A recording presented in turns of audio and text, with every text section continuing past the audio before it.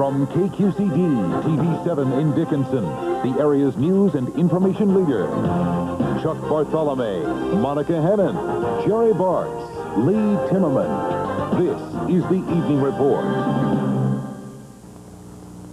Good evening and thanks for joining us. We're coming to you live this evening from the Custer House at Fort Abraham Lincoln, just south of Mandan. Well, you know, last week we were down by the river, and we needed not only these shirts, we needed coats. It was cold down by the river. We've got our sleeves rolled up. Yeah, and nice the sun's coming down. It's beautiful out here right now, but at Fort Lincoln State Park we are. Road construction in Mandan along Highway 1806 now for the past 2 years kind of steered people away from this area. But now that road work is finished, and the officials at the Fort Abraham Lincoln Foundation expect the visitation this summer to increase by 15%. Cliff Naylor has more on that. Go from a K-12 to a K-6, and the junior high and high school students will attend elsewhere. Okay. Notice the winds are starting to pick up, and there's some dark clouds over there, possibly some severe weather coming up. But right now, Jerry's inside the Custer House. He's at the piano, and I'm sorry, he only knows one song. Jerry?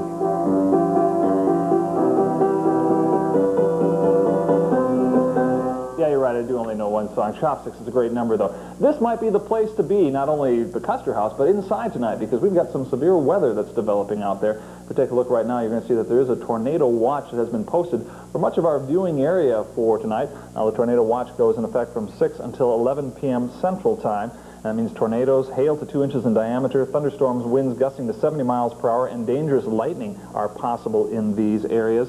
So a tornado watch is posted for much of our viewing area for tonight, because we are going to see some thunderstorms. And taking a look at our local radar, we are picking up some thunderstorms already. There was a severe thunderstorm warning in effect until 6:20 p.m. Central Time for eastern Slope County in southwestern North Dakota. These thunderstorms have been moving towards the northeast at around 45 miles per hour. So we are going to looking for a bit of severe weather possibly tonight. Now, talking about thunderstorms, the size of a thunderstorm cloud varies. Now, if it's just a small thunderstorm, the tops may only be about 25,000 feet, and the width may only be about a mile. But if you've got some large thunderstorms, the tops may be around 60,000 feet, and the thunderstorm itself could be about 10 miles long. Our Skywatch camera is showing the clouds that have rolled across the area. We're going to look for mostly cloudy skies to continue for tonight. And tomorrow is going to be one of those gray days, unfortunately, and we are going to see some more showers and thunderstorms across the area, not only for tonight, but tomorrow as well. We fly through on our 3D satellite fly-through. You're going to notice there's a lot of moisture from the southwest all the way into our region of the country. So thunderstorms definitely the possibility tonight. Again, a few of them could be severe. There is that tornado watch in effect until 11 p.m. Central Time tonight, so we'll be looking for some moisture around the area. You can see the moisture already that has occurred today as it moves up towards the northeast. That's the direction the thunderstorms have been going, and that's the way they will continue as well. The satellite photo is showing cloudy skies thickening up over North Dakota, and we'll look for mostly cloudy skies to continue. Let's take a look at what our fronts are doing. Here's what's going on. A low pressure system is moving in, as well as some warmer air. Now, overnight lows tonight are going to be in the 40s and 50s. Again, thunderstorms tomorrow, very likely. Highs should be in the upper 60s and low 70s. And maybe some morning showers on Friday, and temperatures just a wee bit cooler, 60s to some low 70s. And here's how the forecast looks after our temperatures. 73 in Bismarck, Dickinson 74, Williston 69, Minot was 70. In Montana, temperatures are also in the 60s and 70s, and same for South Dakota and Minnesota. Tonight, we're looking for thunderstorms. There is that tornado watch until 11 p.m. Be aware that thunderstorms may be severe tonight. Overnight lows are going to be in the 50s, and there is that possibility of a tornado being produced. Coming up for tomorrow, cloudy skies, still a chance of thunderstorms. Our highs tomorrow, 60s and 70s, and a windy day it's going to be tomorrow. And we check out the day after. What do we see for Friday? Well, it looks like the chance for some morning showers, still windy. Highs are going to be in the 60s to about 70. The extended forecast as we look at the weekend, Saturday, Sunday, and Monday. Saturday, 74, but a chance of some thunderstorms again on Sunday and Monday. And it looks like highs will be in the 70s. So stay with us. I'll be back with the current conditions right after this.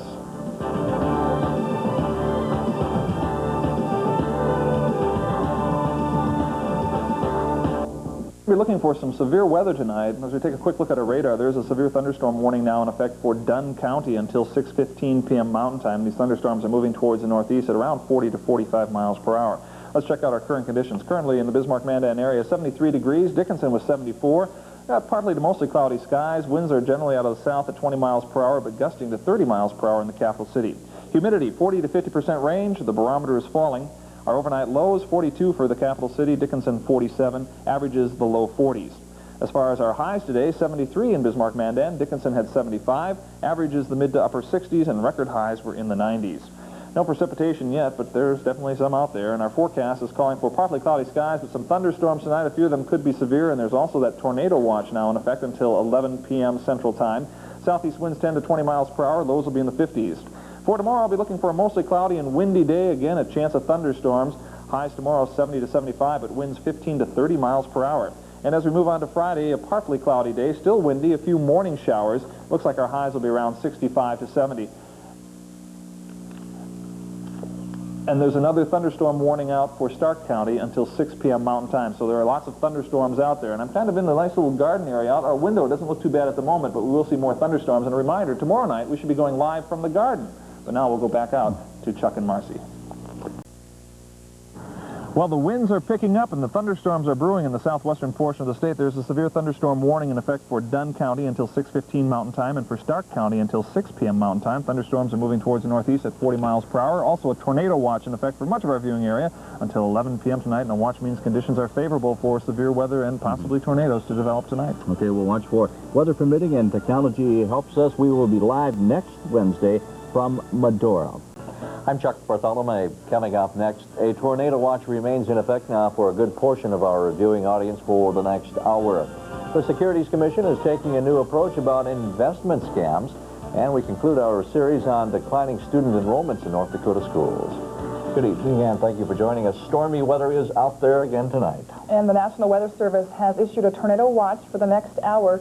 And joining us now is meteorologist Mike McVeigh to tell us more. That's right. We still have 1 hour left on our tornado watch. We'll take a look west and central parts of the state. Included in this from Dickinson up to the Watford City area and then northeastward to the Minot area. And Bismarck, Mandan also included in this until 11 p.m. A tornado watch in effect.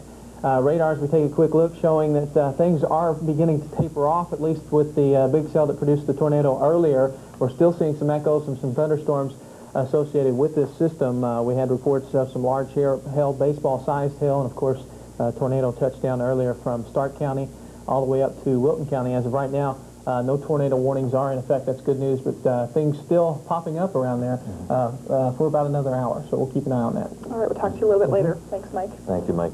There has been some damage now in western North Dakota. Doug Van Tassel, one of our photographers, just came back in from, you were in the Glen Ullin area, right? Yeah, just a little bit over about 45 minutes ago. Okay. Here's some of the video that Doug brought back, and Doug, if you'll walk us through this. This is now north of Glen Ullin, or where? Yeah, north, and this is looking a little bit east with the clouds that are just hanging down. While I was out there, I was hearing the sirens running, and as I started heading towards Glen Ullin, I noticed this one sign was knocked down. As I finally got to Glen Ullin, a lot of trees in the eastern part of the town was knocked down. And as I was walking around, I noticed a lot of cleanup was already being started by the city crews. Powerline company was out there, and they were trying to get power established. It was a little hazardous for people. I did notice that one trailer was knocked over and slammed into the side of the house. Looks like they took the basketball hoop down. Yeah, it was a mess. Were there any confirmed reports that you know of, talking to authorities or people out there, of tornado touching down, actually? The damage was so widespread that I wouldn't be sure. I didn't see any type of ground disturbed. Mostly what I saw was pretty much just trees knocked down, a lot of damage to property involving wind damage. I saw a lot of antennas on top of houses just bent like twigs. Okay, Doug, thank you very much. Appreciate it. No. You're watching The Night Report with Chuck Bartholomew, Monica Hannon, Mike McVeigh, and Rory Hintz from the news and information leader, KQCD-TV. I guess severe summer weather came rolling in tonight. It's here, that's for sure, yep. We've got tornado watch until 11 o'clock, but things seem to be tapering off just a little bit out there this evening. We're not going to be out of the woods completely, though, until that cold front passes through, and that could be sometime tomorrow. The tornado watch extends from Watford City down to Dickinson and then northeastward to about the Minot, Bismarck areas.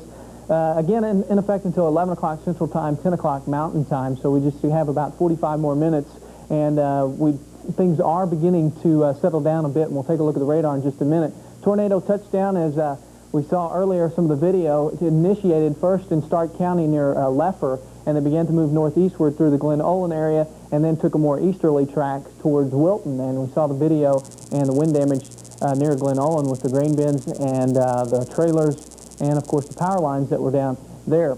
Here's the storm system as it passed through. You can see it kind of popped up out of nowhere, and then that heavy cell extending now up toward the northeast. We take a look at our local radar. We'll see those storms now extending well up towards the Devil's Lake area. We're picking up some pretty good storm activity now just to the north of the Beulah-Hazen area. This is moving off towards the northeast, so folks up near the lake and northeastward from there expect more in the way of storm activity tonight. This is our cell that produced the tornado. Is now pretty much diminished, but it is still producing some heavy rain and some strong winds as well. As we take a look at our Skywatch time lapse, we're going to take a look at the storm as it passed just to the north of the capital city, and we'll get a glimpse of some of the rain showers with that system as it began to pull around Bismarck late today. And the temperatures around the region this hour are a little cooler in the Dickinson area. Rain cool there at 59 degrees. Bismarck still at 67. It's still sticky, and we've got humidity reading at 75% this hour. Our wind's still southeasterly at 6 miles per hour. We do have some cloud cover out there. You see the north winds now in Dickinson, though. Humidity there at 69%. Our barometers are slowly rising. No official reports on the precipitation that has fallen out there so far this evening. It did reach 77 degrees in Dickinson today, 79 degrees at Lemon, and 77 Mobridge, 76 at Bismarck. Most of us were in the 70s today, and that very warm flow from the south will continue tomorrow. Most of it will be veering eastward. That is true, but eastern North Dakota we'll see temperatures in the upper 70s near 80 degrees, and we could see some more thunderstorms popping up tomorrow. Moisture out to the west. This is what's been flowing up into the northern plains this evening, brought some heavy snows to the mountains of California. Also rained out the Padres baseball game, which who says it never rains in Southern California? 1,184 games ago was the last time that they had a rain out in San Diego. You can see the storms as they popped up on our satellite late in the day around here. We're also taking a look at lots of moisture still left out to the west of us that will be headed our way as low pressure moves to the east. It's not going to be until this cold front slides through the area that we're going to be completely out of the woods, so we'll have to wait and see what's in store for us for late tonight and tomorrow. The forecast, thunderstorms overnight. We'll see lows in the 50s, southeast winds 10 to 20, picking up out of the southwest 15 to 30. Tomorrow, again, thunderstorms likely. Some could be severe, highs in the 70s. A little cooler with showers on Friday, highs upper 60s to around 70 degrees. Some thunderstorms do return Sunday, showers on Monday, and then Wednesday. Highs in the 70s, lows in the 50s. The weekend, Saturday, looks pretty nice, but we'll have to watch more storms in the forecast for tomorrow. All right. Thank you, Mike. The KQCD-TV storm team has the edge when it comes to severe weather. You can count on getting the most precise weather information with weatherman Jerry Bartz and meteorologist Mike McVeigh as they continually monitor approaching storm systems on the NextRad Doppler radar. The KQCD-TV storm team stays in touch with developing severe weather conditions around the clock with the First Alert paging system. This state-of-the-art pager automatically sends Jerry and Mike a signal when a storm is detected. KQCD-TV is also the first to alert you to the threat of severe weather with the new First Warn weather warning system. With First Warn, you get up-to-the-second severe weather bulletins that are accurate and easy to understand. You know you're getting the best information first. From the team that has the edge, the KQCD-TV storm team, only on the news and information leader, KQCD-TV. KQCD-TV and First Warn are the first to alert you to the threat of severe weather. First Warn is a state-of-the-art weather warning system. First Warn continually monitors weather conditions. With First Warn, you get up-to-the-second weather bulletins. First Warn gives you specific warning information that's accurate and easy to understand.